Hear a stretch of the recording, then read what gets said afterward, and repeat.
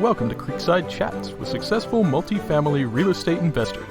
Dr. Allen chats with successful investors exploring their journey from setback to triumph. Through this window, we glimpse the truths that inspire our guests to invest abundantly and flourish in all areas of life. And now your host, Dr. Allen. Welcome to Creekside Chats with successful multifamily real estate investors, where we delve deep into the lives of our successful guests to learn the secrets of thriving to flourish abundantly in all areas of life. I'm your host, Dr. Allen. Today's guest is an investor, author, and founder of Norada Real Estate Investments, a national real estate investment firm offering turnkey investment property in growth markets nationwide. He is the host of the Passive Real Estate Investing Show, the show where busy people learn how to build substantial passive income while creating wealth for the long term. So welcome my guest today, Marco Santarelli. So tell us, before we get into this, just tell us a little bit about your show, Passive Real Estate Investing. Sure. So Passive Real Estate Investing is a show that's focused on helping people succeed in real estate investing as a passive investor. Well, what does that mean? There's two types of investors as I classify them, active and passive. An active real estate investor is someone who's looking to take on the risk, swing the hammer, manage a crew, be actively involved. And it's kind of like what you would see on HGTV today, right? You know, that's what a lot of people think investing is. I've done a lot of that, but I didn't really want to cater to that audience. I wanted to focus on busy professional people who want to live their life, spend their time with their family, and just be doing the things they love to do, while at the same time, you know, build a portfolio of real estate for that cash flow. That's a passive real estate investor. And that's what I was doing a long time ago. So I thought, well, let's turn it into a show. And so 5.5 years ago, I launched the show just to help people understand what to do, where to invest, what to look for, what mistakes to avoid. And it's been very successful. It seems to rank in the top 30, 40 iTunes business shows pretty regularly. So far, so good. Super. Well, great. Well, let's get to know Marco Santarelli here. So let's go back to a time in your life, and it may be as early as childhood, that you consider to be a transforming experience as you look back on that time.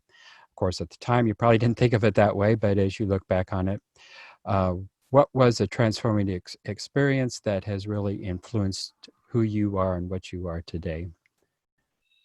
Well, if I was to go back to childhood, I would think that it was my early teens, preteens. I was kind of an anomaly. Some people might have referred to me as a geek or a nerd at the time. I just loved getting my hands into things and figuring out how things worked. I got into trouble so many times by taking the TV apart in the family room or taking other people's TVs apart. And my parents would constantly slap my hand to the point where it would actually swell. It's not that they were trying to hurt me. It's right. Just that was a bad thing to do. You don't take the television apart, right? So I was always tinkering and figuring out, or trying to figure out, how things worked. I had my own electronics kit. I had my own personal computer at the age of 13, which was kind of unusual. That was the early days of computers, by the way. Back then it was the IBM PC, the original XT, and then shortly thereafter, Radio Shack, if you remember them, they came out with their line of TRS-80 computers. And so I begged, pleaded, and screamed to get a TRS-80 color computer, very expensive at that time. Today it's kind of like laughable, right? But I taught myself how to program on the computer. Now, you have to keep in mind, I was 13 years old. I couldn't drive. So for me to go to a store to buy anything for the computer, like a book on how to program in BASIC or assembly language, was something my father had to do. So he was the one driving me to the store all the time. But I tell you this because what I did as a kid is I was just a very curious kid. And I knew at an early age, I'm kind of getting ahead of myself here a little bit because you're probably going to ask me a question related to this, but I'll just touch upon it. I really wanted to know how to become a successful entrepreneur, how to create freedom for myself. Now, at that time as a kid, I thought, oh, you had to be rich. Today, I know better. It's not about being rich. It's a little different. But I just wanted that freedom. And so I taught myself how to be an entrepreneur. And I taught myself how to program because I wanted to sell software or a game that would give me income and help me to be quote unquote rich. And then I started studying real estate at the age of about 15. So those were the formative years where nobody pushed it on me, but I just chose to go out and learn entrepreneurship, business, how money works. And that's a big subject for me, is just what is money and how does money work? I was curious. I wanted to learn. So I took it upon myself to learn. So those are the formative years that kind of built the foundation that I could build on: fail, fail, succeed, fail, and succeed. And that's what I did, and when you fall down, you pick yourself back up and keep going.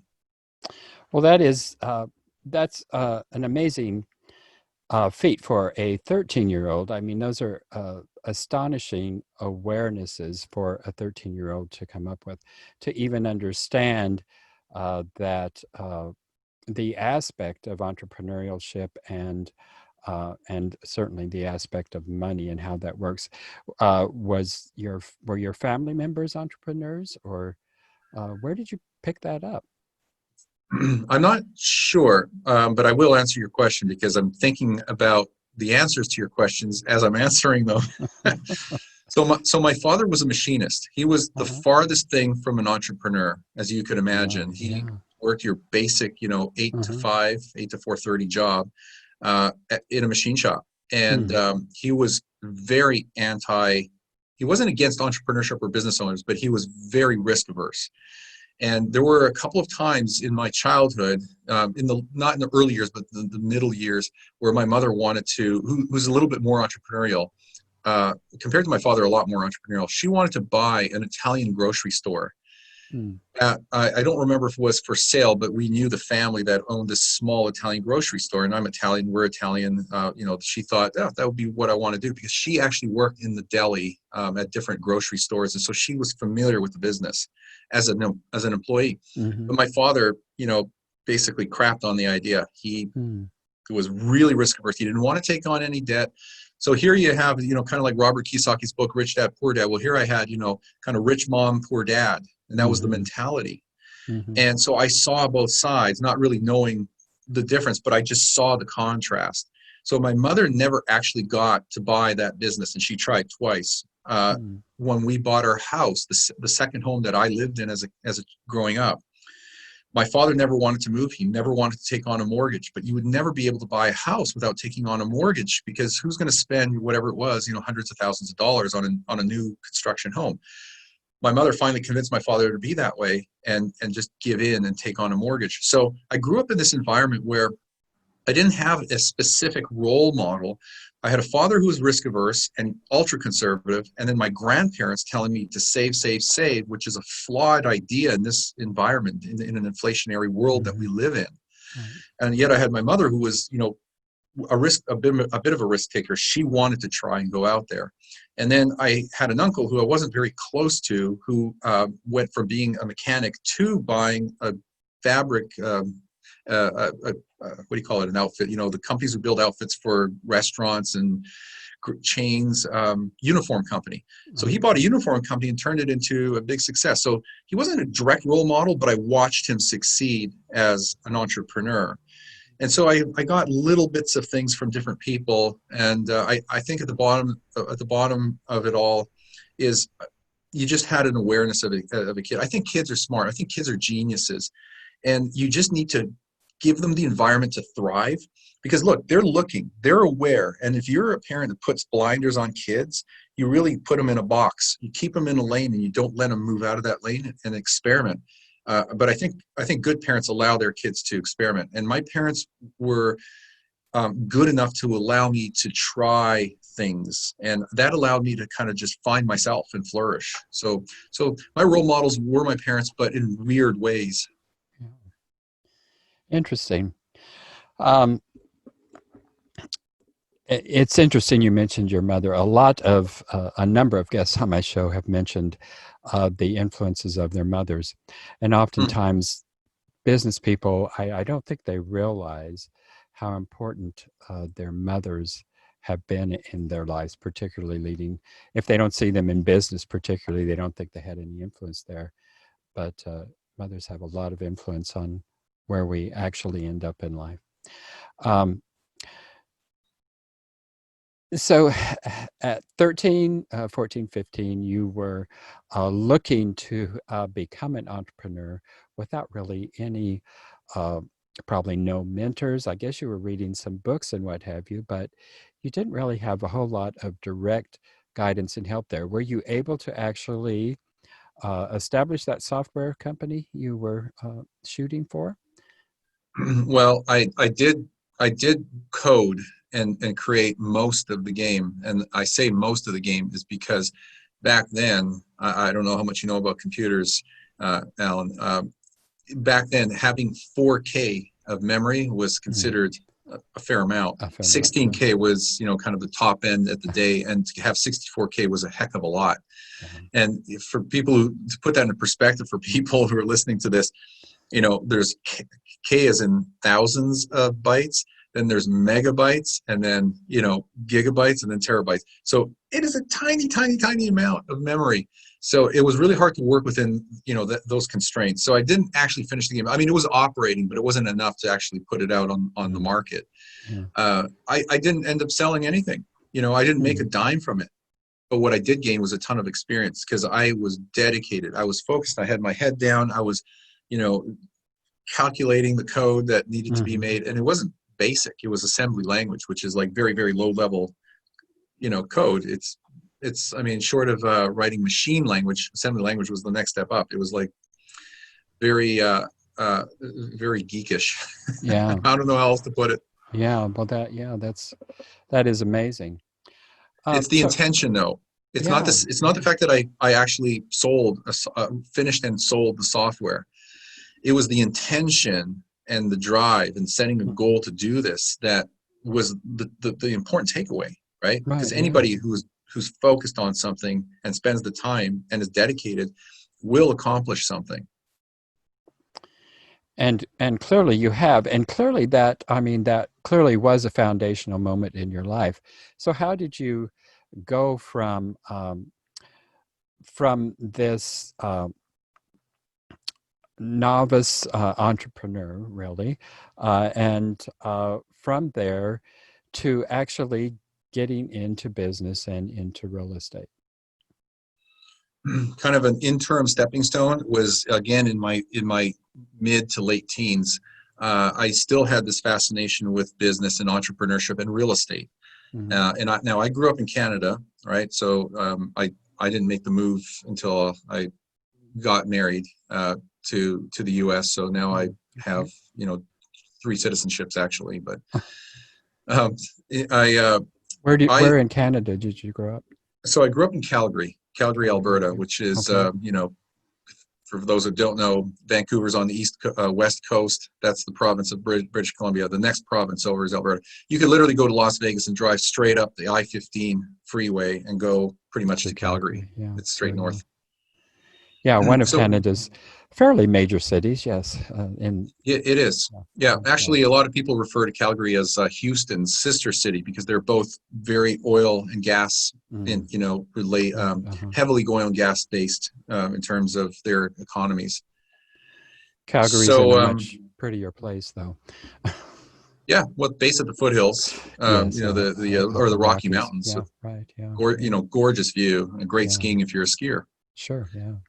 Yeah, I am. So yeah. So as a teen, I continued to learn. I had this fascination with money. I think at an early age, I made the decision somehow, some way to be financially free. As a kid, you probably think of it as being rich, and I don't know if I thought of it that way. To me, being rich and wealthy are two different things. But I knew that I didn't want to necessarily work for somebody, right? I wanted to be independent. I enjoyed my freedom and to do what I want, when I want. Now, I think probably most kids think that way, but I was probably asking the question, well, how do I achieve that? How do I get there, right? There's a difference between, I think, what most young people think is freedom and actually making that concrete in the way that you were doing. I think there's a big difference there, but yeah. Absolutely. So, yeah. So what I did is I took the initiative to start studying, or I say study is a strong word, but start reading about real estate and business. Mm-hmm. I would literally order programs from infomercials on real estate and entrepreneurship. Late at night, at midnight, you'd see these programs on TV. Those were the early days of entrepreneurship. The guy who created the Ant Farm, that toy for kids, I forgot, I think his name was Joseph E. Kosman. And so he had this program that you were selling that you got in a briefcase, and it came with, it was pretty crappy. It really wasn't good. It was overpriced and underwhelming. Yes, it was, and he made a fortune on it. Yes, he did make a fortune on it. Yeah. But those were the types of things I was ordering, and I was diving into them and studying, things related to money and entrepreneurship. But this was as a teenager, like 15, 16, 17. I was trying to figure out how to build a business, how to sell something, how to invest in real estate. So that stuff I couldn't put to use right away, but I did file it in the back of my head, because that actually led to my first real success, if you will. I was able to qualify for financing at the age of 18. So that's actually when I went out and bought my first rental property. Wow. I started working at 16 in a grocery store bagging groceries. And I would bank that money that I was making at the grocery store and saved up enough for a down payment on my first property. Well, that's amazing. You could do I don't that know if it's amazing. From a bagger's job. Yeah, right, for sure. So 2 years, you were essentially saving almost everything you were making. Yes. Yeah. Pretty much. So, because you can't work legally before the age of 16. So when I started working at the age of 16, now keep something else in mind. My parents got divorced when I was 16 as well. So I was actually forced to go to work because my mother told me, after my parents divorced, I ended up living with my mother, but I would see both. There would, it was kind of a mutual thing. My mother flat out told me, I have no money to give you anymore. Like, I can't give you lunch money. I can't give you money for anything. We're basically just getting by. So she basically pushed me to get a job, and it wasn't so much to support my mother. It was really to support me for anything that I wanted for spending money. So fortunately, I got a job at a grocery store. It paid reasonably well, and I was able to save that money. That's just amazing that you could qualify for a loan at 18 years old. And I guess this was still in Canada, right? This was in Calgary. Yep. Yeah. Okay.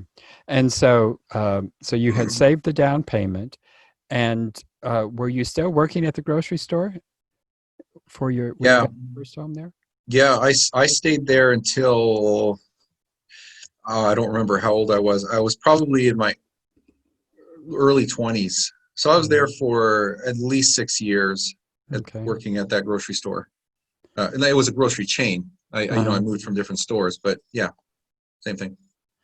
So you bought your first rental property at 18 years old, and you bought it specifically as an investment and as a rental.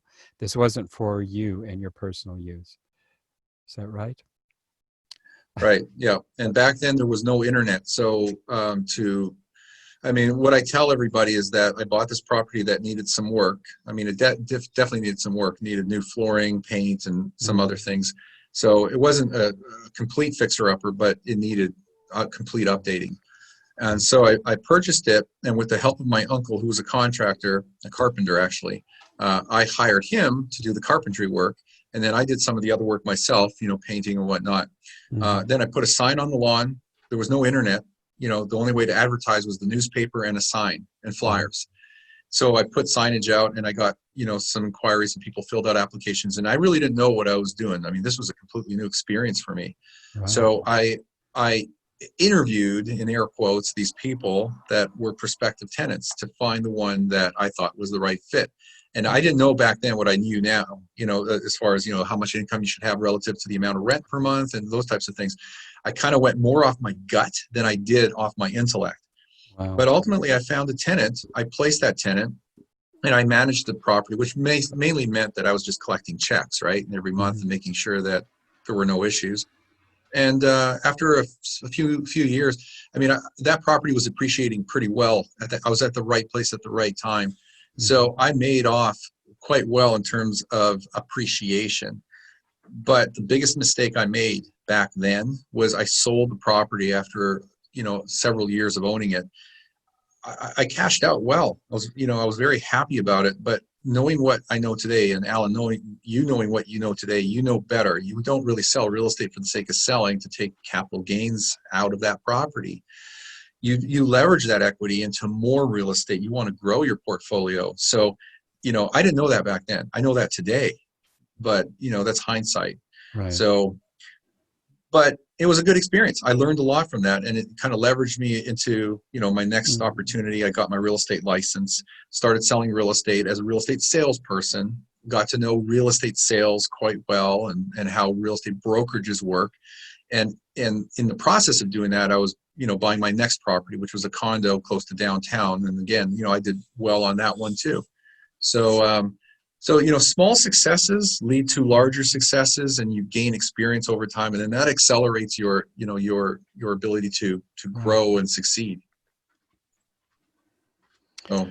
Well, I mean, I'm impressed and amazed at what you were doing at such a young age, without really any, without any real mentors in your life, without any real examples close to you.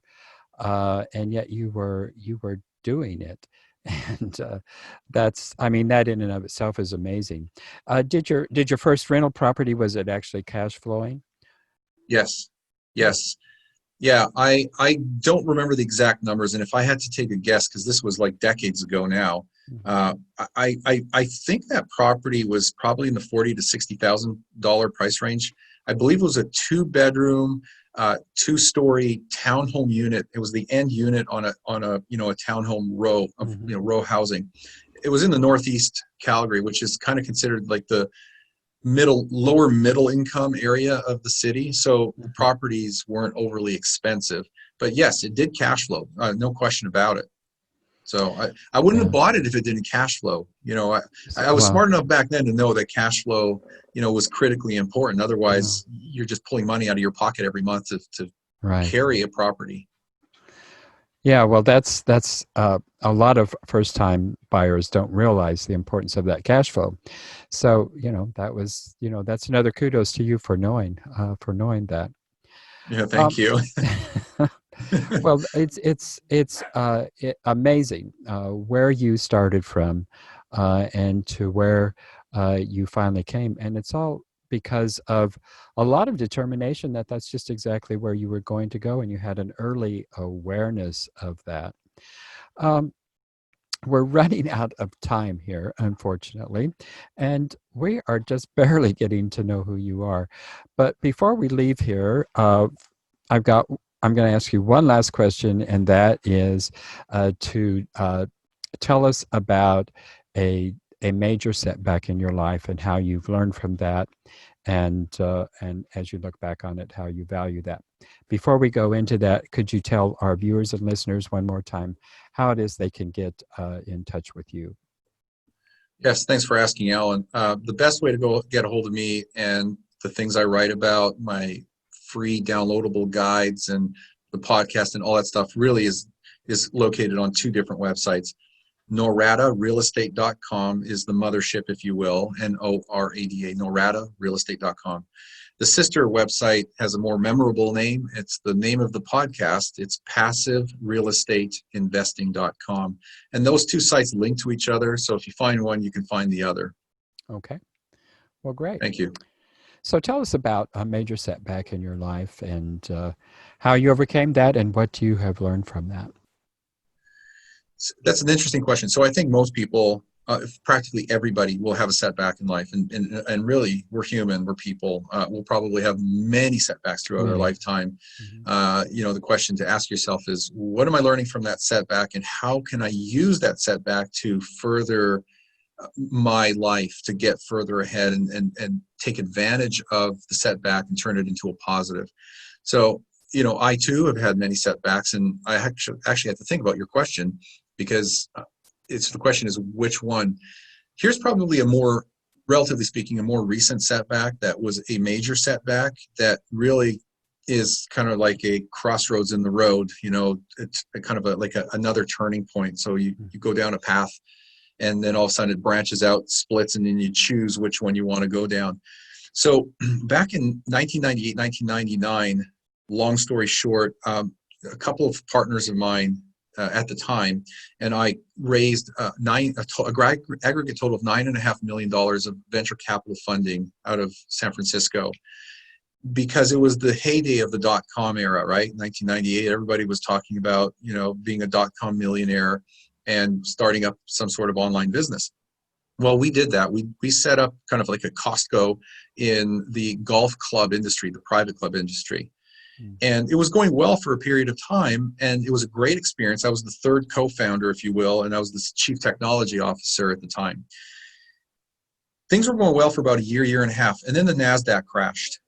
Most people remember that day when the proverbial crap hit the fan. The NASDAQ crashed, and then it was just month after month continuing declines. Well, like most other dot-com businesses, we were not cash flow positive. We were not generating enough positive cash flow, or any cash flow for that matter. We had sales, but not positive cash flow to sustain the business. Well, when you have $100,000 a month burn rate and your venture capital funding dries up because they're now scared to be lending money to anybody, not knowing the future of the internet and where online businesses are going, now you're in a pickle. We were in a situation where we had to basically lay off 105 employees, most of them being my responsibility. So I had to lay off two-thirds of these employees, and we had to shut the business down. So it got to the point where we were basically down to 3 people, me being the third last to leave, third there and then third last to leave. I had a decision to make. What am I going to do with my life? Well, this was the turning point, because I had a choice. I can go back into corporate America. I can still go back and get a job, and work 9 to 5 in a company and probably get paid well, a 6-figure salary, just because of my experience and my knowledge. Or I could choose to go and follow my passion, which was entrepreneurship and real estate. So I took a little bit of time off. I took a year and a half off from doing anything and making a decision, a hard decision. Mm-hmm.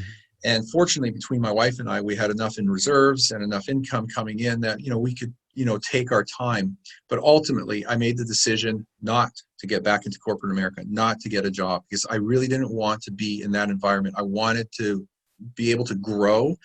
I wanted to achieve my financial goals. I wanted to be able to do what I wanted to do when I wanted to do, which is what we call time freedom, which is why we invest in multi-units and single families and all kinds of real estate, right? We want to build out that passive income.